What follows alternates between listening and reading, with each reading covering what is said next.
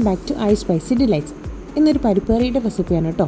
പരിപ്പ് കറിയാണെന്ന് പറഞ്ഞ് പുച്ഛിച്ച് തള്ളൊന്നും വേണ്ട. ഈ പരിപ്പ് കറി ഞാൻ വേറൊരു സ്റ്റൈലിലാണ് ഉണ്ടാക്കിയിട്ടുള്ളത്. പക്ഷേ നല്ലൊരു ടേസ്റ്റാണ് കേട്ടോ. ഇത് ചോറിൻ്റെ കൂടെയും ചപ്പാത്തിയുടെ കൂടെയും ദോശൻ്റെ കൂടെയും എല്ലാത്തിൻ്റെയും കൂടെ കോംബോയാണ് ഈ ഒരു പരിപ്പ് കറി.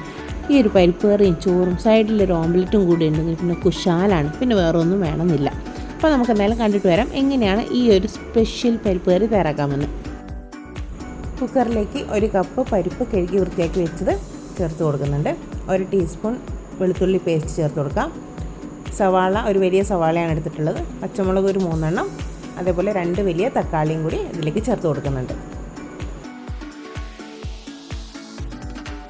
ആവശ്യത്തിനുള്ള ഉപ്പും ഇത് വേവാൻ പാകത്തിനുള്ള വെള്ളം കൂടി ചേർത്ത് 2 വിസിൽ വരുന്നവരെ ഒന്ന് കുക്ക് ചെയ്തെടുക്കാം.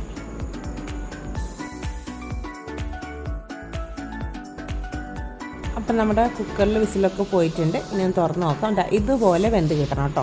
ഇതാണ് ഇതിൻ്റെ പരുവെന്ന് പറയുന്നത്.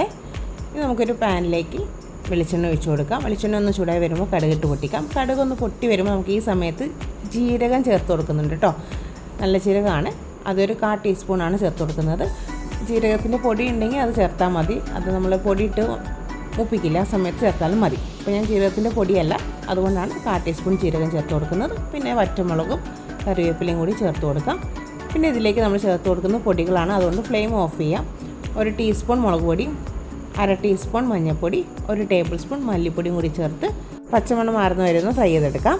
ഇനി ഇതിലേക്ക് ചേർക്കുന്നത് കസൂരി മേത്തിയാണ് കേട്ടോ. അതും കൂടി ഇതിലേക്ക് ചേർത്ത് കൊടുക്കാം. എല്ലാ പൊടികളും ചേർക്കണം, ഒന്നും ഓപ്ഷനിലല്ല കേട്ടോ. ഇതെല്ലാം ചേർത്താലാണ് ഇതിൻ്റെ ഒരു ടേസ്റ്റ് വരുന്നത്. അതുകൊണ്ട് എന്തായാലും ഇതെല്ലാം ചേർത്തിരിക്കണേ. ഇനി നമ്മുടെ ഓൾറെഡി കുക്ക് ചെയ്ത് വെച്ചിട്ടുള്ള നമ്മുടെ പരിപ്പില്ലേ, അത് ഇതിലേക്ക് ചേർത്ത് കൊടുത്ത് നന്നായിട്ടൊന്ന് മിക്സ് ചെയ്ത് യോജിപ്പിക്കാം. ഇതിൽ ലേശം വെള്ളത്തിൻ്റെ കുറവുണ്ട്, അതുകൊണ്ട് കുറച്ച് വെള്ളം കൂടി ഞാനിതിൽ ചേർത്ത് കൊടുക്കുന്നുണ്ട് കേട്ടോ. ഉപ്പിൻ്റെ ലേശം കുറവുണ്ട്, അതുകൊണ്ട് ലേശം ഉപ്പും കൂടി ചേർത്ത് കൊടുക്കുന്നുണ്ട്. നന്നായിട്ടൊന്ന് തിളയ്ക്കട്ടെ.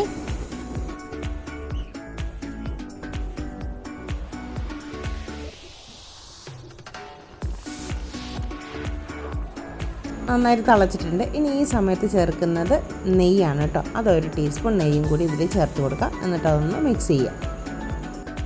ഇത്രയേ ഉള്ളൂ നമ്മുടെ ഈ പരിപ്പ് കറി. വളരെ ഈസിയായി തയ്യാറാക്കാൻ പറ്റുന്ന റെസിപ്പിയാണിത്.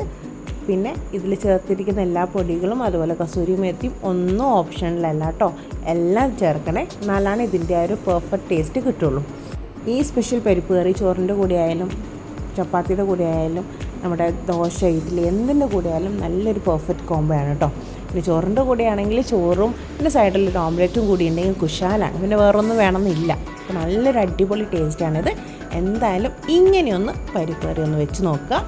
വെച്ച് നോക്കിയതിന് ശേഷം നിങ്ങളുടെ അഭിപ്രായം കൂടി കമൻസിലൂടെ അറിയിക്കാൻ മറക്കല്ല കേട്ടോ. അപ്പോൾ വീഡിയോ ഇഷ്ടമായ ലൈക്ക് ചെയ്യാനും അതുപോലെ മാക്സിമം ഷെയർ ചെയ്തും കൂടി കൊടുക്കണേ. ചാനൽ ആദ്യമായി കാണുന്നവരാണെങ്കിൽ ഇതുപോലത്തെ ഈസി റെസിപ്പികൾ കിട്ടാൻ വേണ്ടി എൻ്റെ ചാനലൊന്ന് സബ്സ്ക്രൈബ് ചെയ്ത് വെച്ചോളൂ. അടുത്തൊരു വീഡിയോയിൽ പുതിയൊരു അടിപൊളി റെസിപ്പിയുമായി നമുക്ക് വീണ്ടും കാണാം. അതുവരെ ടാറ്റാ.